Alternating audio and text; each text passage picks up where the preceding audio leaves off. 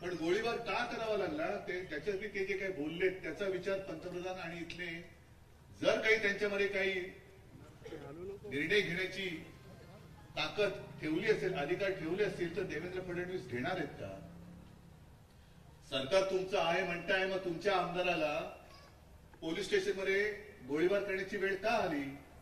आणि तिथल्या पोलिसांना सुद्धा मी विचारतोय की त्या गणपत गायकवाडनी जे स्टेटमेंट केले की पोलीस स्टेशनच्या आवारात त्यांच्या मुलाला धक्काबुक्की झाली आणि मुलावरती हल्ला झाला म्हणून बाप म्हणून त्यांनी गोळीबार केलेला आहे.